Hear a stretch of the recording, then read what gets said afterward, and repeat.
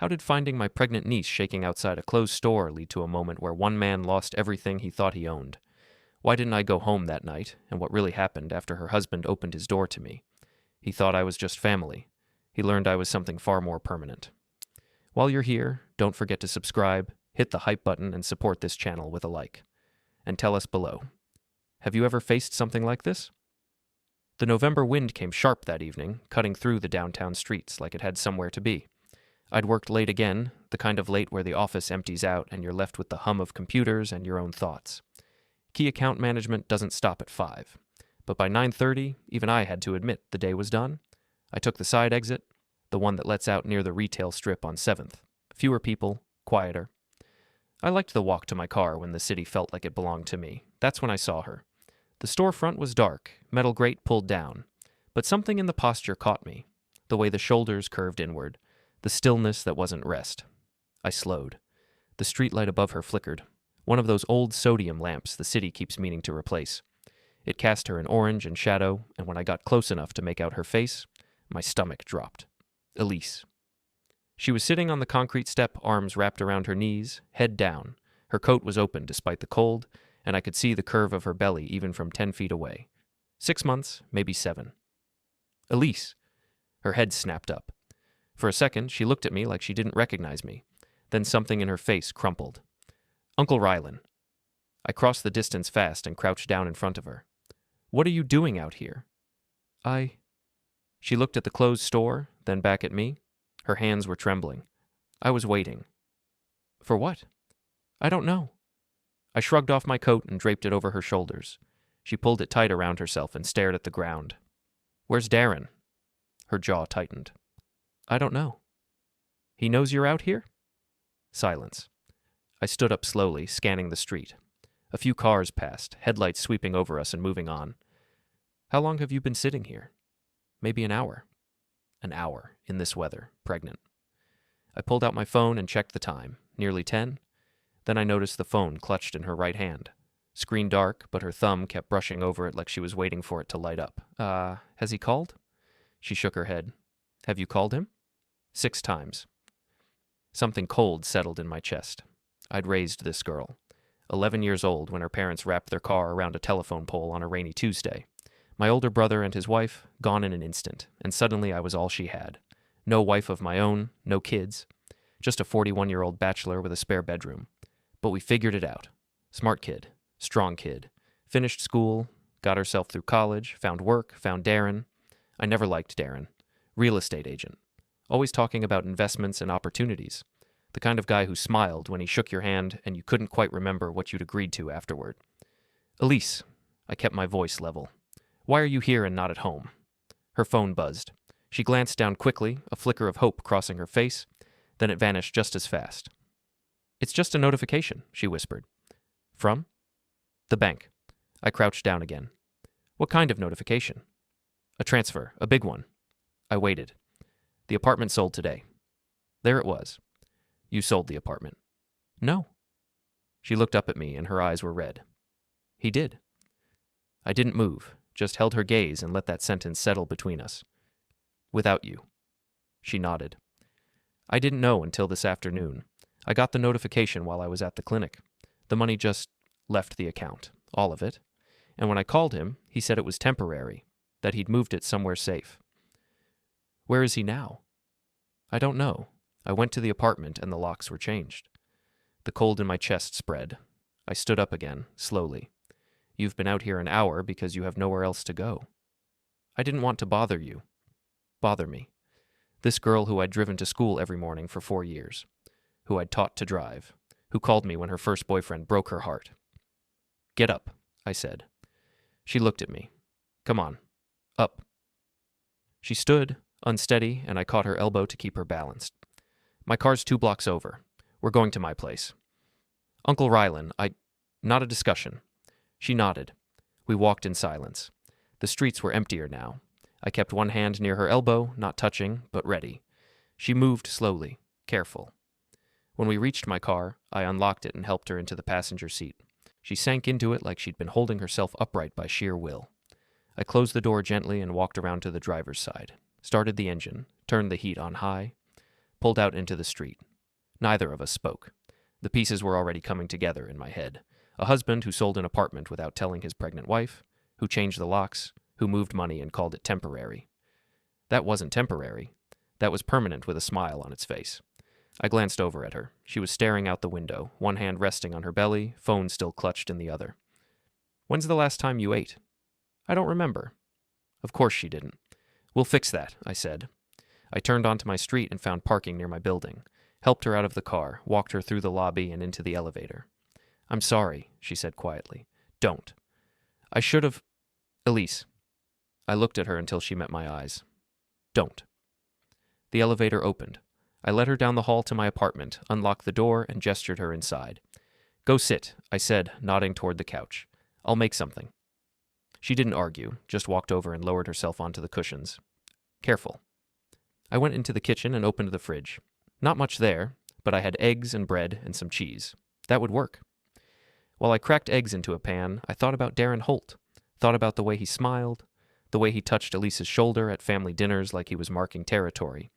The eggs sizzled. I scrambled them, added cheese, toasted the bread, made a plate, and brought it out to her. She took it without looking up. Eat, I said. She did. Slowly at first, then faster, like her body remembered it needed fuel. I sat down in the chair across from her and waited. Just let her eat and breathe. When she finished, she set the plate on the coffee table and looked at me. What do I do? You stay here. I can't just... You can. You will. Rylan? Elise. I leaned forward, elbows on my knees. You're not going anywhere else. You're staying here. We'll figure out the rest tomorrow. Her lip trembled. For a second I thought she was going to cry, but she didn't. Just nodded and looked down at her hands. Thank you. I stood up and took the plate back to the kitchen. Rinsed it. Stood there for a moment, hands braced against the counter, and let myself feel the anger I'd been holding back. Darren Holt sold her home, changed the locks, left her sitting outside a clothes store in the cold, pregnant. I turned off the kitchen light and walked back into the living room. Elise was still on the couch, eyes half closed. Guest room's down the hall, I said. Second door on the left. Okay. She stood up slowly and started toward the hallway, then stopped and looked back at me. Are you going to call him? No. Are you going to... Go to bed, Elise. She hesitated, then nodded and disappeared down the hall. I heard the door close softly. I stayed in the living room, sat back down in the chair, pulled out my phone and stared at the screen. I wasn't going to call Darren. I wasn't going to do anything tonight. But I wasn't going home either. Not in the way I'd planned, not in the way that mattered. That part of my life was over. Something else was starting. I just didn't know what yet. Morning came too early. I woke up in the chair, neck stiff, phone still in my hand. Sunlight cut through the blinds in sharp lines. Then I remembered. Elise. I stood up and walked quietly down the hall. The guest room door was still closed. I pressed my ear to it and heard nothing. She needed rest either way. I went into the kitchen and started coffee.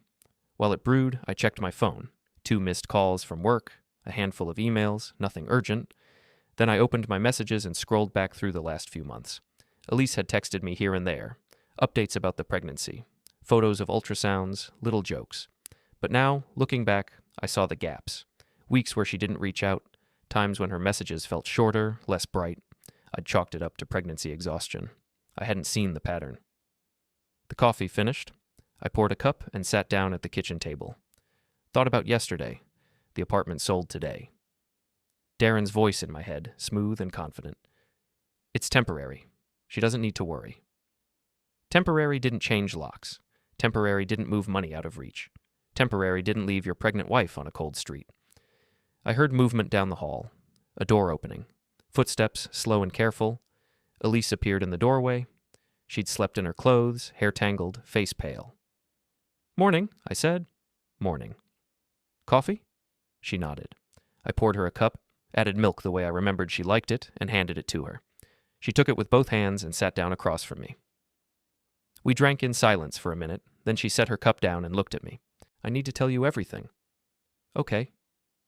She took a breath. We bought the apartment 2 years ago. It was mostly me, my savings. He said he'd cover the mortgage once his commissions came in, but that never really happened, so I covered it. I nodded. Then a few months ago, he started talking about investments, opportunities. He wanted to refinance the apartment, take out equity, use it as leverage. Did you? I said no. Good. So he let it go. Or I thought he did.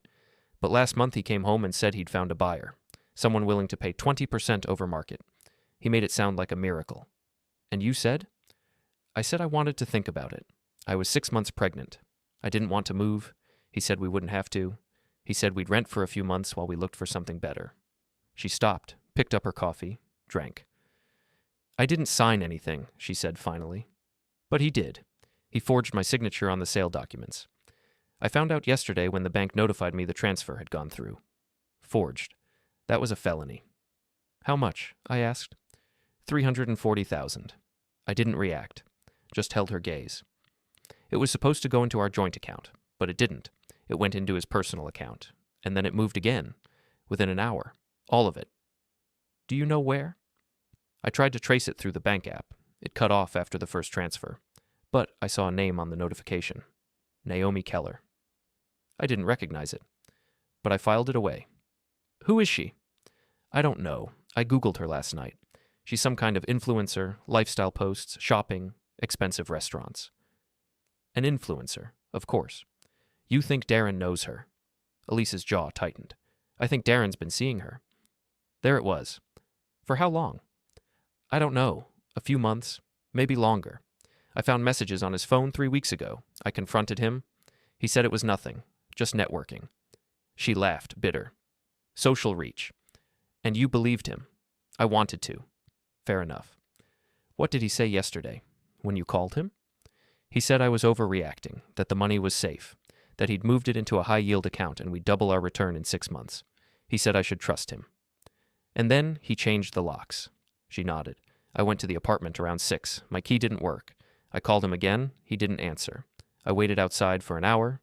A neighbor said they'd seen movers earlier, that the place was empty. That's when I walked. To 7th Street. I wasn't thinking. I just needed to move. And then I was there, and I didn't know what to do. So I sat down, and then you found me. I drank my coffee, let the silence stretch. Do you want the apartment back? I asked. She looked at me, surprised. Can I even do that? I don't know yet. But if you want it, we'll find out. I just want to understand what happened. I want to know why he did this. You already know why. She flinched. He wanted the money more than he wanted you safe. That's not... Elise. I set my cup down. He didn't make a mistake. He planned this. He forged documents. He moved money out of your reach. He changed locks. Those aren't accidents. Her hands were shaking. She pressed them flat on the table. What do I do? First, you eat breakfast. Then we go to the clinic and make sure you and the baby are okay. Then we start making calls. Calls to who? Lawyer, bank, whoever else we need. I can't afford a lawyer. I can? Rylan. Not a discussion. She looked at me for a long moment, then nodded. I stood up and opened the fridge. Found eggs again, made scrambled eggs and toast for both of us. We ate in silence. She finished everything on her plate this time. Afterward, I told her to shower and change. She didn't have clean clothes, so I gave her one of my old sweatshirts and a pair of sweatpants. They hung off her, but they were warm. Ready? I asked. Yeah. We took my car. The clinic was across town. I found parking and walked her inside. The waiting room was half full. Elise checked in at the desk. The receptionist handed her a clipboard. She filled out the forms while I sat beside her. Her hand trembled when she wrote Darren's name in the spouse section. She paused, looked at me. Leave it blank, I said quietly. I can't. You can. She stared at the line, then crossed it out and left it empty. After 15 minutes, a nurse called her name. Elise stood up, and I started to stand too. You can come, she said. The nurse led us to an exam room, took Elise's vitals. Everything seemed normal. Then she left and said the doctor would be in shortly. The doctor came in, older woman, gray hair, kind eyes. She asked how Elise was feeling. Elise said fine. The doctor didn't believe her. Any unusual stress this week? The doctor asked. Elise hesitated. A little. Can you be more specific?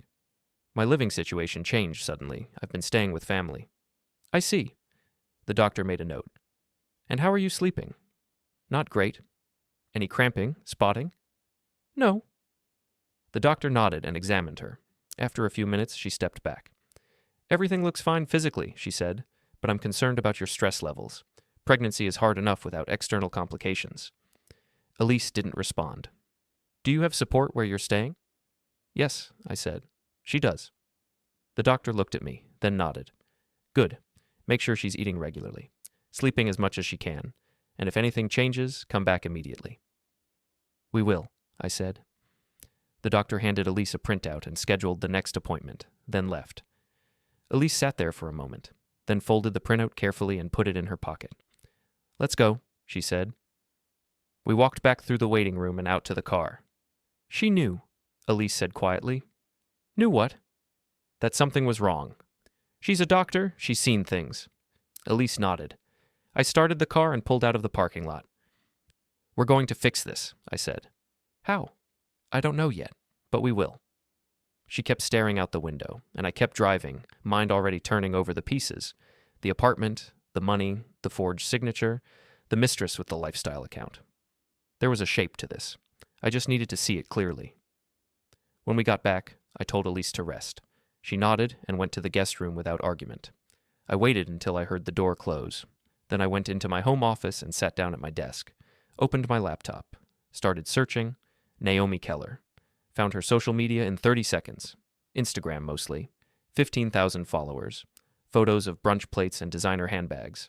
Her bio said, lifestyle curator and brand partner. I scrolled through her recent posts. A lot of travel, expensive hotels, expensive everything. Then I found one from 2 months ago. A photo of her at a rooftop bar, champagne glass in hand. And in the background, slightly out of focus but recognizable, Darren Holt. I screenshot it. Saved it. More photos. And then 3 weeks ago, a post about new beginnings. The location tag said a condo building on the north side. I Googled the building. Luxury apartments. Starting at $4,000 a month. I opened a new tab and pulled up property records. Searched for recent transactions under Darren Holt's name. Found the apartment sale. $340,000. Closed yesterday. I made notes. Saved links. Built a timeline. Then I opened my contacts and found the number for Clara Weiss. Corporate attorney I'd worked with on a few client contracts over the years. Smart, no nonsense. I called her. She answered on the third ring. Rylan, it's been a while.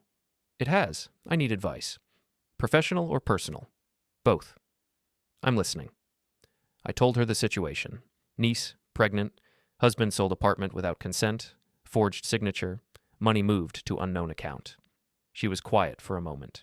Then, that's fraud. I know. She needs to file a police report. Document everything. Get a lawyer who specializes in family and property law. Can you recommend someone? I can. But Rylan, this is going to get ugly. I know.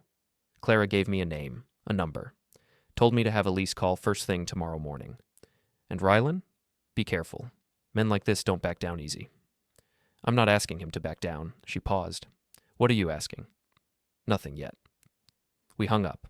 I sat there staring at my screen, at the timeline I'd built, at Naomi Keller's smiling face and Darren Holt's blurry figure in the background. Clara was right.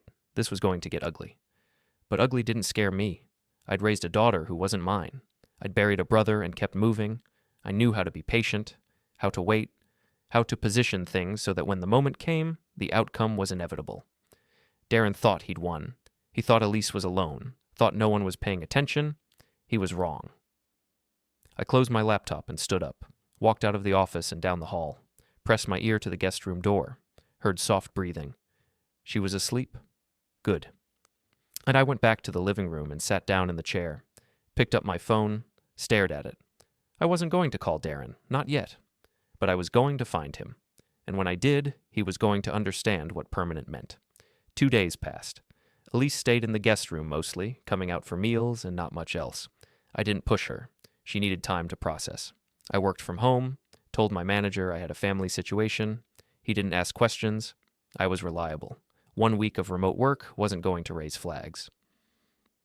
On the third morning, Elise came into the kitchen while I was making coffee. She looked better, clearer. I want to call that lawyer, she said. Okay. I gave her Clara's contact. She nodded and went to make the call in private. She was on the phone for 40 minutes. When she came out, her face was tight. She wants to meet tomorrow, downtown. She said to bring any documents I have. Do you have documents? Some. Old bills, the original purchase agreement, a few bank statements. That's a start. She said this could take months. that I might not get everything back, and she said it's going to cost.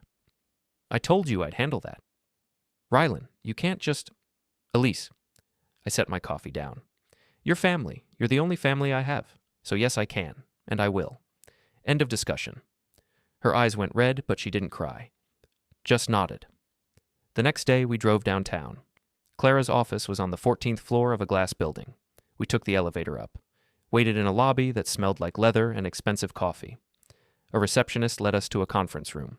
Clara was already there, mid-40s, sharp suit, hair pulled back. She shook my hand, then Elise's, and gestured for us to sit. Let's start with what we know. Elise laid out the documents she'd brought. Clara went through them methodically, asked questions, made notes. After 20 minutes, she set her pen down. This is clear fraud. The forged signature alone is criminal. The question is whether you want to pursue criminal charges or focus on asset recovery. What's the difference? Elise asked. Criminal charges mean police involvement, potentially jail time for your husband, but it's slow. Asset recovery is civil, faster, more direct, but it requires proof that the funds were moved improperly. I have a claim. It was my apartment. On paper, was it joint ownership? Elise hesitated. Yes. Then legally, he had the right to sell. The fraud is in the signature. But joint ownership complicates things. We can file for an emergency injunction to freeze the funds, but we need to know where they are first. Do you have any idea where the money went? Elise glanced at me. I nodded. A woman named Naomi Keller. I saw her name on a transfer notification. Clara wrote it down. Do you know her? No, but I think she's involved with Darren.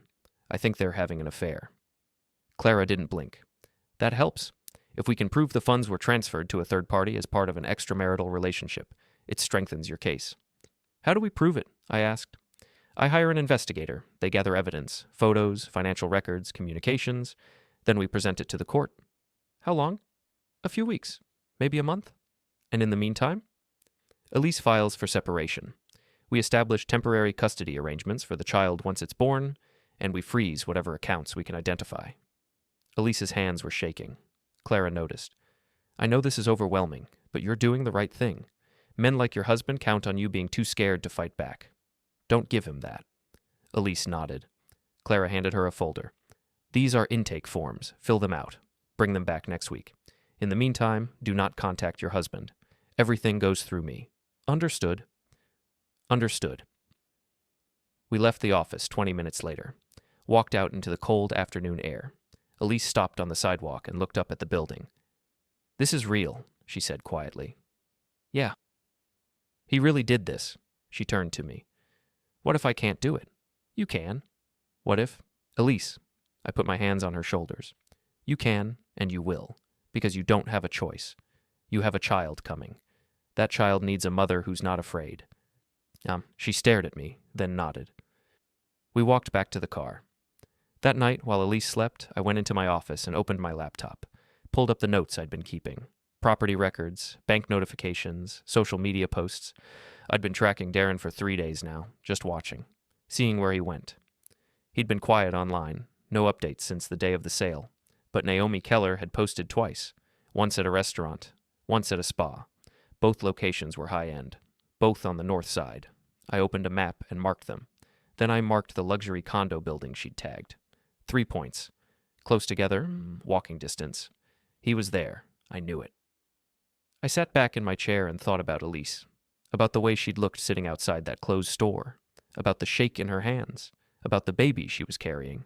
And I thought about Darren, about the way he smiled, the way he'd shaken my hand at family dinners, the way he'd erased her home and walked away.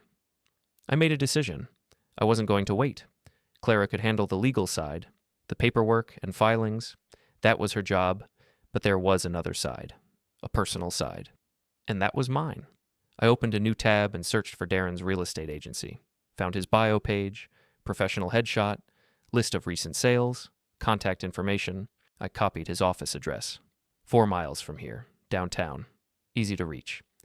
I didn't plan to go there, not yet, but I wanted to know where it was. Then I searched for the condo building Naomi had tagged, found the management company, called them. A woman answered, professional, polite. Hi, I'm trying to reach a resident, Naomi Keller. Can you transfer me to her unit? I'm sorry, sir. We don't give out resident information. I'm her brother. I'm in town for a few days and I lost her number. I'm sorry, company policy. Right, thanks. I hung up, so she was there, or the building thought she was. Either way, it confirmed the location. I made a note, saved it, closed the laptop. Tomorrow I'd go back to being the calm uncle, the steady presence. But tonight, alone in my office, I let myself feel the anger. Let it settle in my chest. Let it clarify into something sharp and focused. Darren thought he'd won. He was wrong. And soon he was going to find out how wrong. The days fell into a rhythm. Elise had her appointments, her meetings with Clara, her long stretches of silence where she sat on the couch and stared at nothing. I kept working, kept making meals, kept the apartment calm. But underneath it all, I was building something. Clara's investigator sent his first report a week later. Photos of Darren and Naomi together, entering the condo building, leaving it, sitting at outdoor cafes. Nothing explicit, but the proximity was clear, the familiarity. Clara filed for an emergency injunction to freeze the accounts. The judge granted a temporary hold pending investigation. That meant Darren couldn't move the money, not legally anyway. He called Elise 3 times that week. She didn't answer. He left voicemails. They started polite, concerned. By the third one, the mask was slipping. His voice had an edge. Elise, I don't know what you think you're doing, but this is ridiculous. Call me back. We need to talk. She deleted them. Then he started texting. You're making this harder than it needs to be. I'm trying to protect us. Stop listening to whoever's filling your head with this nonsense. She showed me the messages. I told her to forward them to Clara. Document everything. On the 10th day, he showed up. I was in the kitchen when the buzzer rang. Elise was in the guest room. I walked to the intercom and pressed the button. Yes? It's Darren. I need to talk to Elise. I didn't answer right away. Just stood there, looking at the speaker, and let him wait. Sir? His voice again, sharper now. I know she's there. Let me up. No. Silence. Excuse me. She doesn't want to talk to you. Who is this? You know who this is. A pause. Then, Rylan. That's right. Let me talk to my wife. She's not your wife anymore. Not in any way that matters. You don't get to decide that. Neither do you. Another pause. Longer this time. I could hear him breathing on the other end. You're making a mistake, he said finally. Am I? This is between me and Elise. Family business. You made it my business when you left her on the street. I didn't. Goodbye, Darren. I released the button, walked away from the intercom, heard it buzz again and again. I didn't answer. After 5 minutes, it stopped. Elise came out of the guest room. She looked pale. Was that him? Yeah. What did he want? To talk to you. And you said? No. She sat down on the couch, wrapped her arms around herself. He's not going to stop. Probably not. What do? We keep going. Clara's handling the legal side. The accounts are frozen. He can't touch the money. But he can keep showing up. Let him. She looked at me. What if he doesn't stop at buzzing? Then we call the police? And if that doesn't stop him? I didn't answer. Didn't need to. She already knew. That night, I couldn't sleep. I lay staring at the ceiling, thinking about Darren outside my building, the desperation in his voice. Desperate people made mistakes, but they could also be dangerous. I got up, sat in the living room, and opened my notes. Darren's address, his office, the condo, Naomi's social media. I'd been watching quietly, gathering information. Maybe patience wasn't enough anymore. Maybe it was time to apply pressure. After weighing the risks and wondering what Elise would think, I decided. The next evening, I told Elise I had a work meeting and drove to Darren's luxury condo. I waited. At 8:15, he came out alone, relaxed, unaware. He walked to an upscale restaurant. I followed. Inside, I ordered a drink and watched from the bar. 10 minutes later, Naomi Keller arrived, polished, confident. They greeted each other easily. I listened to fragments. A listing, a closing date, how much she loved the new place. The place paid for with Elise's apartment. I left, waited outside, photographed them together, and sent the pictures to Clara. At home, Elise was asleep. I reviewed my timeline. Property records, transfers, photos. The pattern was clear, enough for court. But court wasn't my goal. I needed leverage. I opened a new document and listed everything Darren didn't know I knew. Everything Naomi didn't realize was documented. By the end, I had a plan. Not revenge, not yet, just positioning. Desperate people made mistakes, but calm people who looked desperate made bigger ones, and I needed Darren to believe he was still in control, until I showed him he wasn't. 3 weeks into the process, Clara called with news. The court had granted a preliminary hearing. The judge wanted to review the evidence and hear arguments from both sides before deciding on the permanent injunction. "That's good, right?" Elise asked. We were sitting in my living room. She had the phone on speaker. "It's progress," Clara said, "but it also means Darren's lawyer is going to argue their side. They'll claim the sale was legitimate, that the money was moved for investment purposes. They'll try to make you look irrational." "I'm not irrational." "I know, but they'll try, so we need to be ready. Can you come in tomorrow? I want to prep you for testimony." Elise agreed. We hung up. She looked at me. "What if the judge doesn't believe me?" "The evidence speaks for itself." "But what if—" "Elise." I leaned forward. "Clara's been doing this for 20 years. She knows what she's doing. Trust her." She nodded. But I could see the doubt. The hearing was scheduled for the end of the month. That gave us 10 days to prepare. During that time, Darren went quiet. No more calls, no more texts, no more showing up at my building. Clara said that was normal. His lawyer had probably told him to stop contact, to let the legal process play out. But I didn't believe it. Men like Darren didn't just stop. They regrouped. They planned. They looked for angles.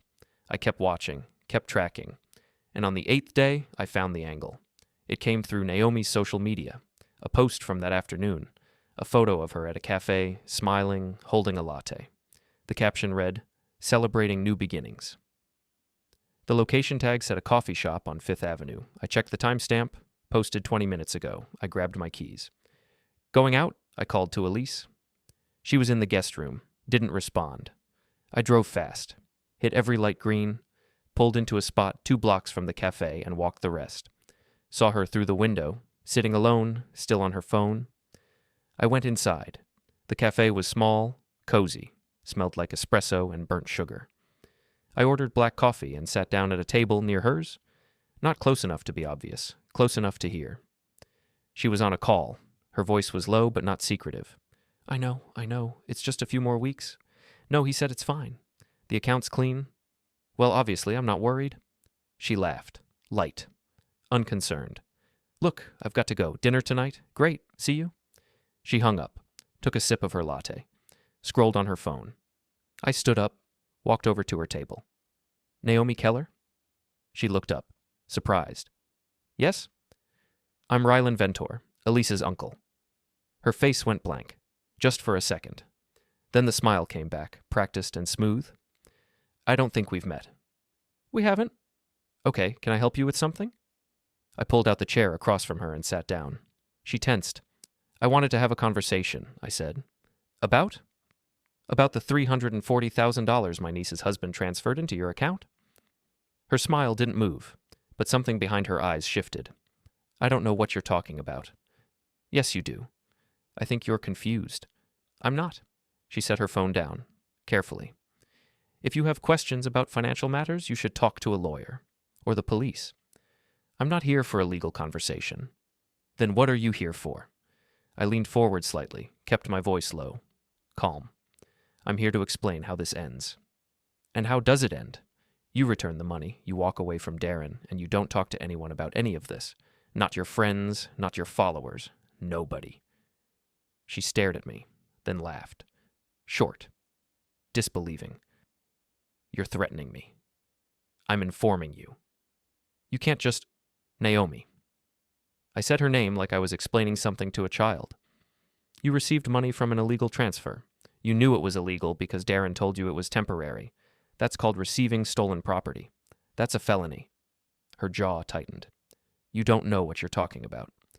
I have screenshots of your posts, of the timeline, of every purchase you made in the last month that corresponds to that transfer. I have photos of you and Darren together. I have phone records, bank records. Everything I need to make sure you spend the next few years explaining to a judge why you thought it was okay to take money from a pregnant woman."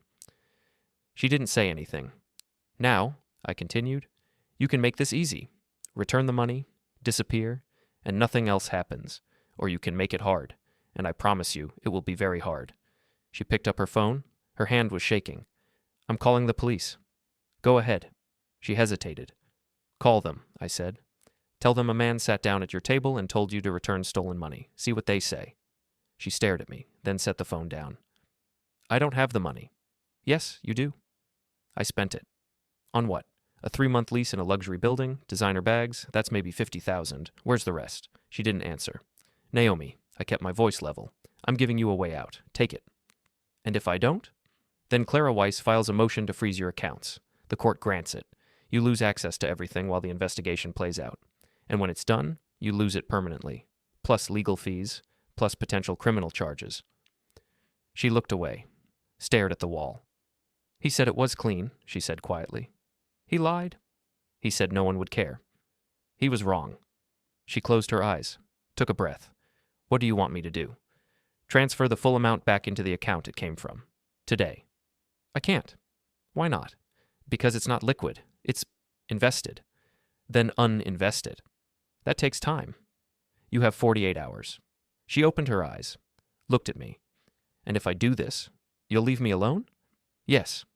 "How do I know you won't come after me anyway?" "Because I don't care about you. I care about my niece. You're just a mistake she didn't make. Fix it, and you're irrelevant." She flinched. I stood up, looked down at her. 48 hours, Naomi. Don't make me come back." I walked out of the cafe, didn't look back, got in my car and drove home. When I got there, Elise was in the kitchen. She looked up when I came in. "Where were you?" "Nowhere important." She studied my face. "You okay?" "Yeah." She didn't believe me, but she didn't push. I went into my office and closed the door, sat down at my desk and opened my laptop, pulled up Clara's contact, sent her a message. "Expect a transfer within 48 hours. Don't ask how I know." She responded 5 minutes later.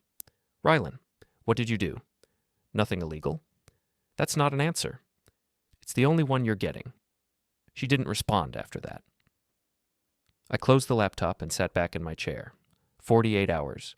Either Naomi would transfer the money or I'd make her. But one way or another, this was ending. 36 hours later, Clara called. "The money's back." I didn't react, just held the phone to my ear and waited. "All of it?" I asked. "Every cent, transferred into the original account this morning." "How did you know?" "I didn't. I guessed." "Rylan?" "Clara. Does it matter?" She was quiet for a moment. "No, I suppose it doesn't." "What happens now?" "Now we go to the hearing. We show the judge that the money was improperly moved and has been returned. We argue for permanent custody of the funds and legal separation, and with the money back, we're in a much stronger position." "Good. But Rylan, Darren's going to know. He's going to know someone got to Naomi, and he's going to be angry." "Let him be angry." "I'm serious. Angry men do stupid things. So do desperate ones." She sighed. "Just be careful." We hung up.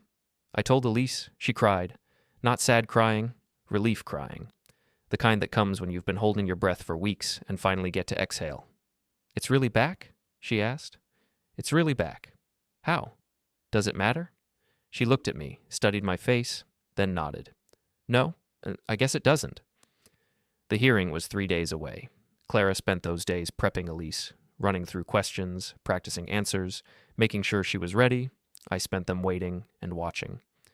Darren didn't call, didn't text, didn't show up, but I knew he was out there, somewhere, planning. On the second day, I got a message from an unknown number. "We need to talk." I didn't respond. 5 minutes later, another message. "I know what you did." I deleted it. 10 minutes after that, my phone rang. "Unknown number," I answered. "Hello, Darren." "You son of a—" "Careful." He stopped. I could hear him breathing, hard, angry. "You went to her." "I had a conversation." "You threatened her." "I informed her." "You had no right." "I had every right." "You stole from my niece." "You forged her signature." "You changed locks and left her on the street. So yes, I had a right, and I used it." Silence. "You're going to regret this," he said finally. "Am I?" "You don't know what you've done." "I know exactly what I've done." "This isn't over." "Yes, it is. The money's back. Elise is filing for separation. You lost, Darren. Accept it." "I didn't lose. Not yet." "Then you will at the hearing." "We'll see." He hung up. I sat there, phone in hand, and thought about the tone of his voice, the edge, the barely controlled rage. Clara was right. He was dangerous now. But so was I. I just hadn't shown him that yet. The night before the hearing, I couldn't sleep. I lay staring at the ceiling, running through every outcome. Best case, the judge rules for Elise, the money stays hers, Darren walks away. Worst case, the sale is declared legal and Darren gets the funds. Most likely, delays, temporary orders, more waiting. I hated waiting. At 3 a.m., I went to my office and opened my laptop.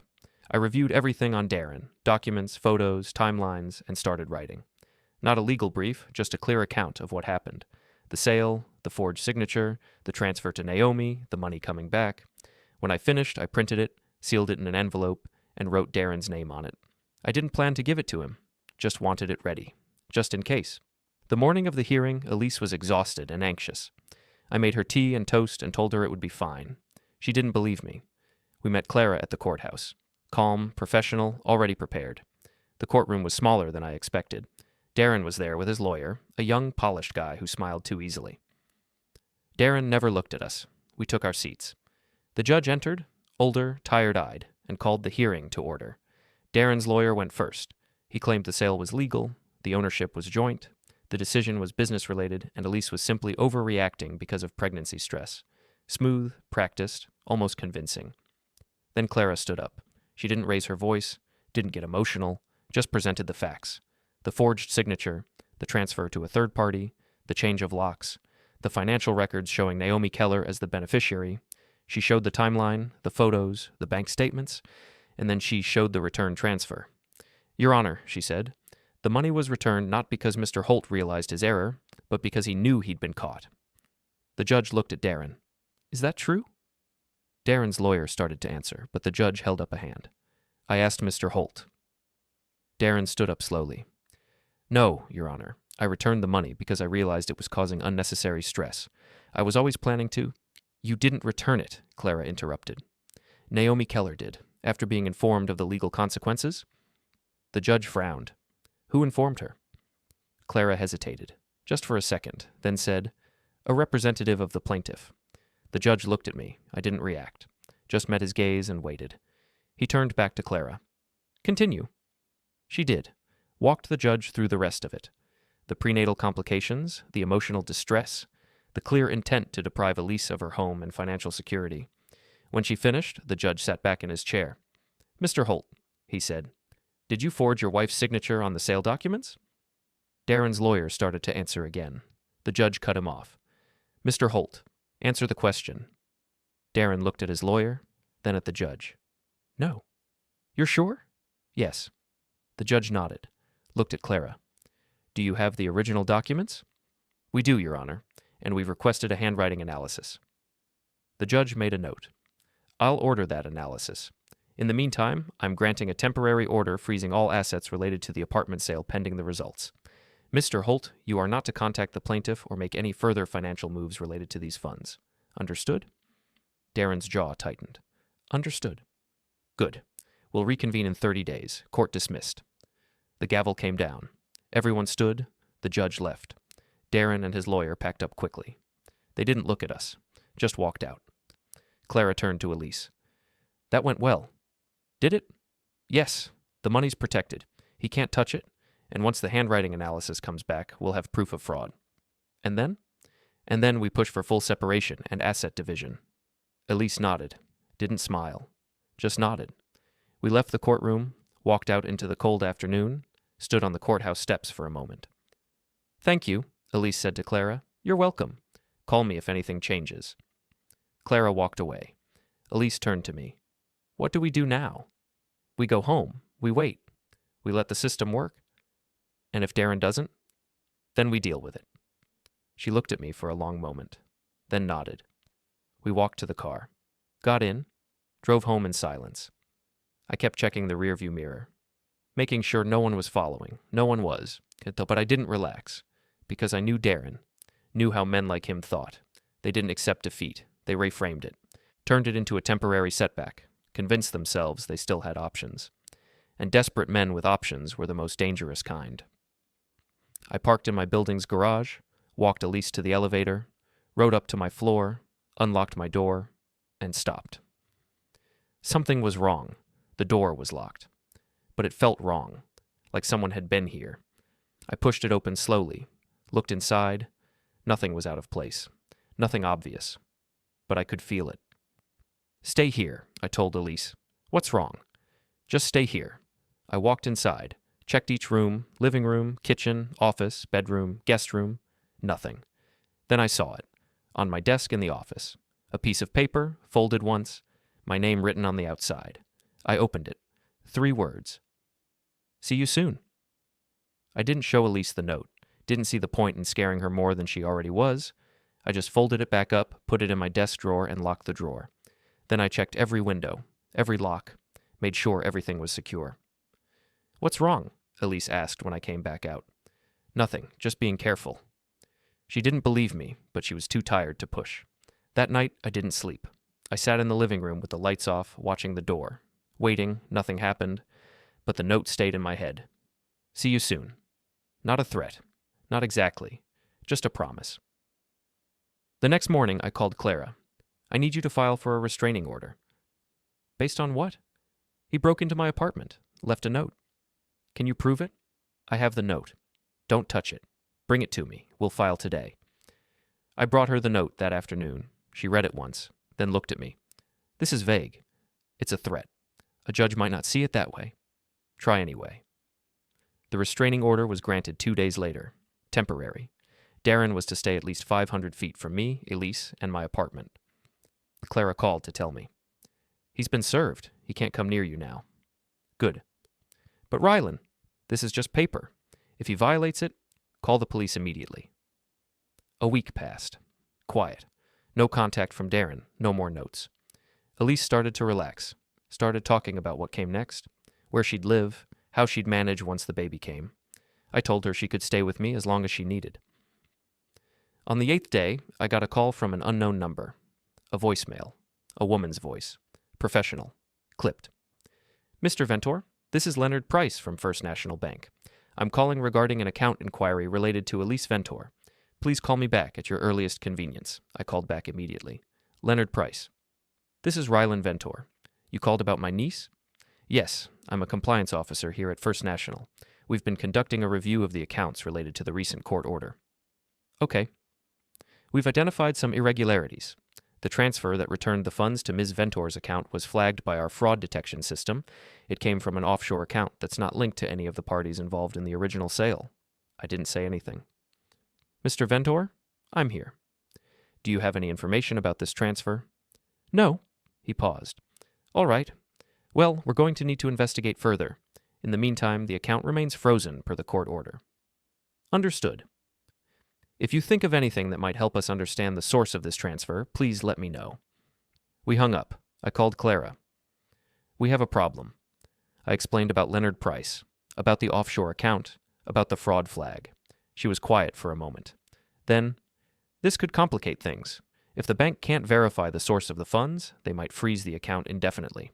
Or worse, they might report it to federal authorities." "Elise didn't do anything wrong." "I know, but the account's in her name now. If the feds get involved, she becomes part of the investigation." "How do we stop that?" "We cooperate. We show them that the money was returned under duress and that Elise had no knowledge of the offshore account." "Will that work?" "It should, but it's going to take time." I sat in my office and stared at the wall. Naomi had hidden the money, moved it offshore, which meant she'd known all along that someone might come looking for it, which meant Darren had told her to, which meant this was planned from the start. The apartment sale, the transfer, the offshore account, all of it. Darren hadn't made a mistake. He'd executed a strategy. I thought about the note he'd left. "See you soon." He wasn't threatening me. He was preparing me. Because he knew this was coming. Knew the bank would find the offshore account. Knew it would trigger an investigation. And he was counting on it. I called Clara again. "Can we move the money?" "What?" "The money in Elise's account. Can we move it somewhere else before the bank freezes it permanently?" "Rylan, that's a terrible idea. Moving it looks like you're trying to hide it, which will make the investigation worse. But if we don't move it, the bank might seize it." "They won't seize it. They'll freeze it pending review." "And how long does that take?" "Could be weeks, could be months." "There has to be another way." "There is. We cooperate. We show them the money was returned legally. and we wait. I'm tired of waiting. I know, but it's the only option. I hung up. Clara was wrong. Waiting wasn't the only option. It was just the legal one. I spent the next 2 days thinking, planning. The problem was simple. Darren had set a trap. The offshore account, the fraud flag, the investigation, all designed to tie Elise up in red tape while he regrouped. The solution was simple too. Remove the trap. On the 3rd day, I made a decision. I drove to the bank, walked into the branch, asked to speak with Leonard Price. A man in his 50s came out. Thinning hair, tired eyes, professional smile. Mr. Ventor? Yes. Leonard Price. We spoke on the phone. What can I do for you? I need to talk about the account. Of course. Let's go to a conference room. He led me down a hallway. We sat down. The transfer. The one that came from the offshore account. I know where it came from. He leaned forward. You do? Naomi Keller. She moved the money after I talked to her. You talked to her? I did. In what capacity? Personal. He frowned. Mr. Ventor, if you had knowledge of this transfer before it happened, you should have disclosed that. I didn't have knowledge. I had a conversation. Not to the bank. I leaned forward. Mr. Price, my niece is 7 months pregnant. Her husband stole her home and her money. She's living with me because she has nowhere else to go. And now you're telling me she can't access her own money because of an investigation into something she didn't do. I understand your frustration, but I have protocols to follow. Then untie them. I can't. I stood up. Thank you for your time. Got in my car, drove home. Leonard Price wasn't going to help. The bank wasn't going to help. The system wasn't going to help, which meant I needed to go around the system. I pulled out my phone, found the address for Darren's real estate office, drove across town. The office was on the 3rd floor of a downtown building. Glass doors, sleek interior. I walked in, approached the receptionist. I'm here to see Darren Holt, she smiled. Do you have an appointment? No. She picked up the phone, dialed. Mr. Holt, I'm sorry, what's your name? Rylan Ventor. Her smile faltered. She relayed the name, listened, hung up. He says he's in a meeting. Tell him I'll wait. Sir, if you don't have an appointment, I'll wait. 15 minutes later, Darren came out. He looked calm, composed. Rylan, this is a surprise. Is it? What can I do for you? We need to talk. I don't think that's a good idea. I don't care what you think. His jaw tightened. I'm calling security. Go ahead. I'm not leaving until we talk. He turned to the receptionist. Amanda, it's fine. We'll use the conference room. He led me down a hallway, opened a door. We stood on opposite sides of a long table.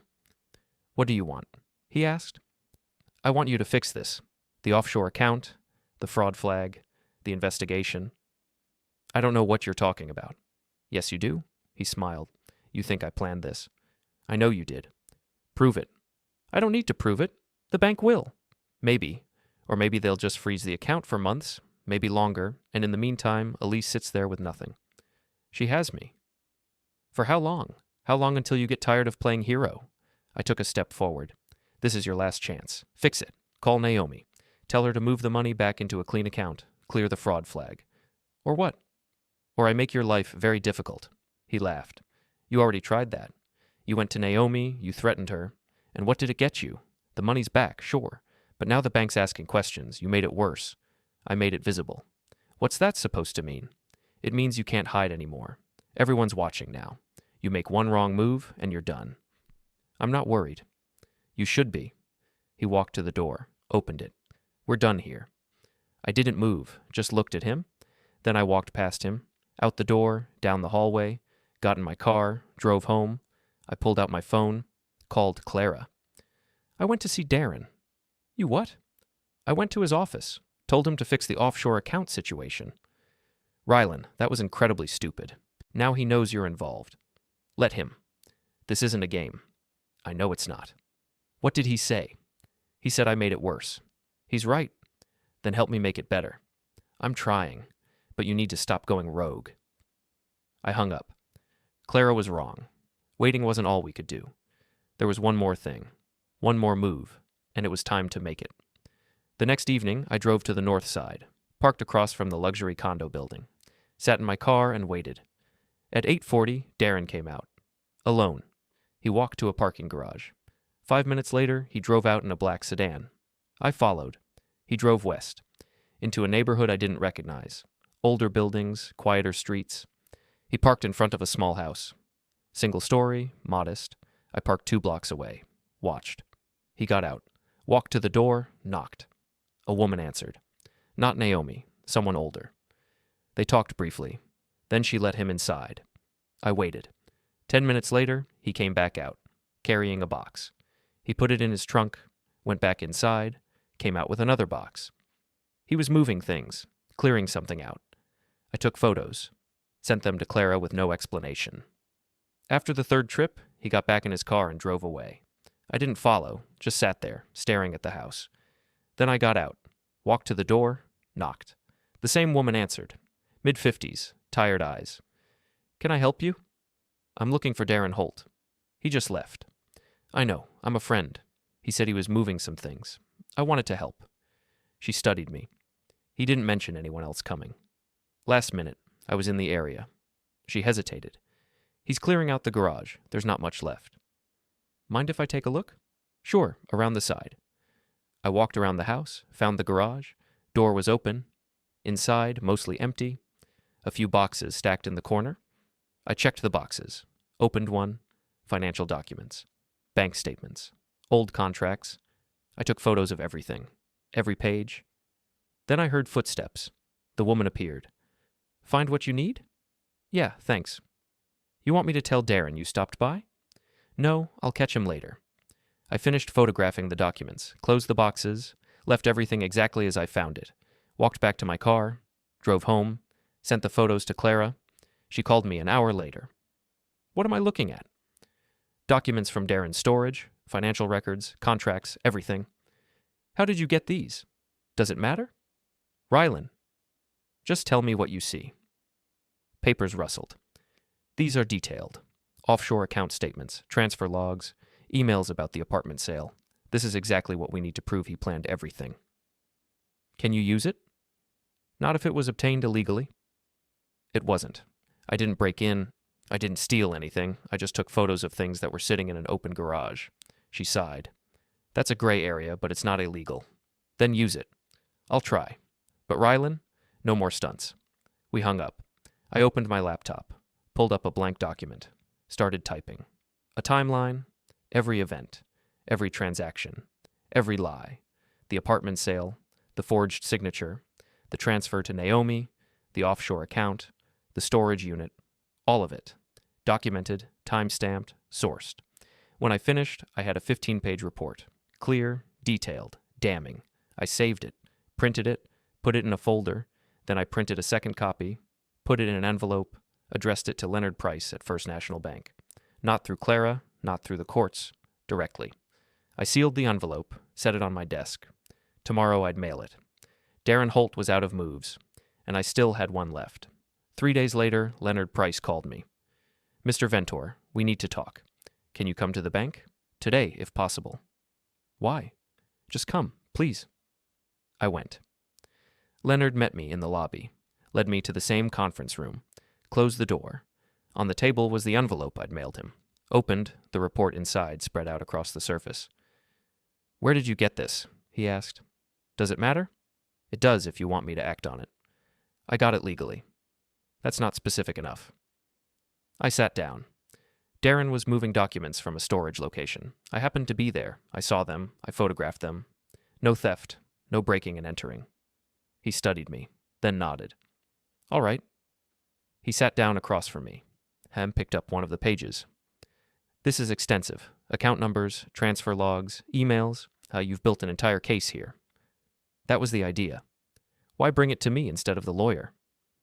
Because you said your hands were tied. I'm untying them. He set the page down. If this is accurate, then Mr. Holt committed fraud. Multiple counts, wire fraud, forgery, money laundering. I know. And you want me to do what with this information? Unfreeze the account, clear Elise's name, and report Darren to the appropriate authorities. He picked up his phone, made a call. It's Leonard. I need you in conference room B. Now. 2 minutes later, another man came in. Younger, suit and tie. This is Stephen Miller, Leonard said, head of our fraud division. Stephen sat down. Leonard handed him the report. He read through it quickly. When he finished, he looked at me. How did you obtain this? Legally. Documents were in an accessible location. I photographed them. Stephen exchanged a glance with Leonard, then nodded. I'll need to verify this information. If it checks out, we'll proceed with freezing Mr. Holt's accounts and filing the appropriate reports. How long? I asked. 48 hours for verification. Then we act. Leonard looked at me.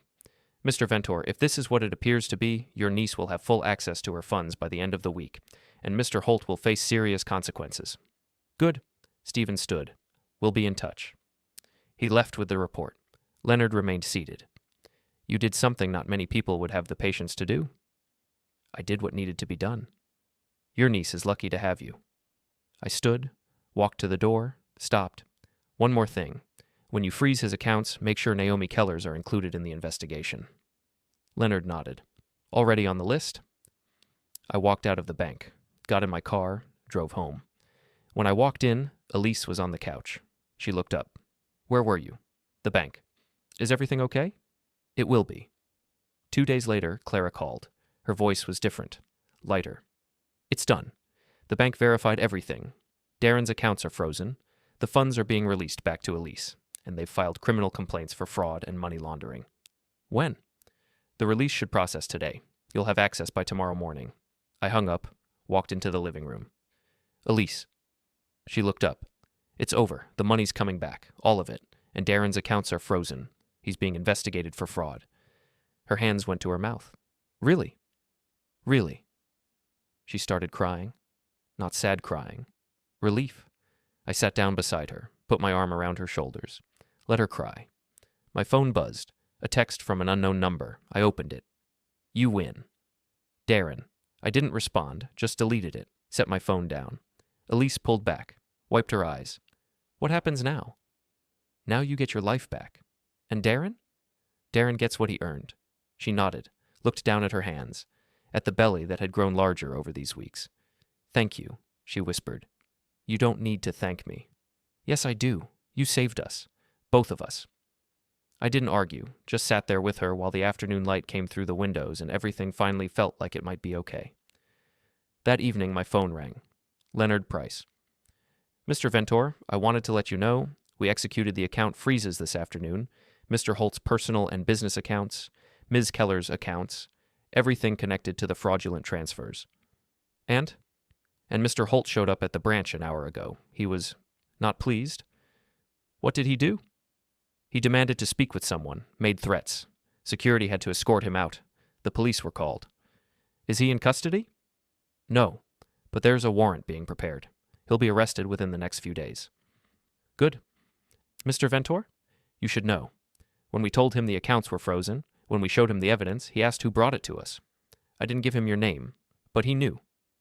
I expected that. Be careful. I will. We hung up. I sat in my office, thought about Darren, about the way he'd smiled at family dinners, the way he'd shaken my hand, the way he'd left Elise on a cold street. He'd gambled everything on her being too scared to fight back. He'd lost. The next morning, I woke up early, made coffee, checked my phone, a news alert, local businessman arrested on fraud charges. I opened it, Darren Holt's photo. The headline, Real Estate Agent Charged with Wire Fraud, Forgery, Money Laundering. I read the article. Then I walked to the guest room, knocked softly. Come in, Elise said. She was sitting up in bed. I handed her my phone. She read the article. Her face went pale, then red, then something else entirely. He's really arrested? He is. She read it again, then handed the phone back. Is it wrong that I'm glad? No. I should feel bad, but I don't. You don't need to feel bad. He did this to himself. She nodded. Looked out the window. What happens to me now? Whatever you want. The money's yours.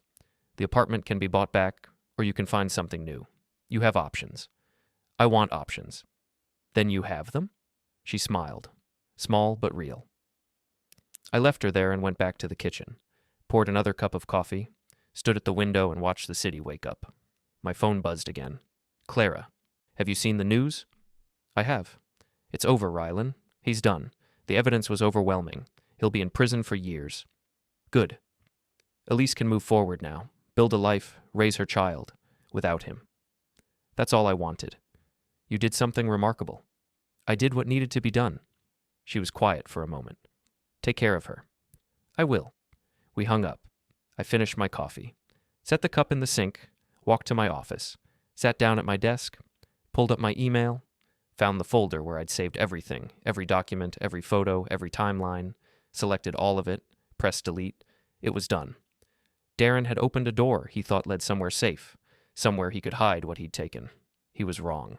And now that door was closed, locked, with him on the other side, where he belonged.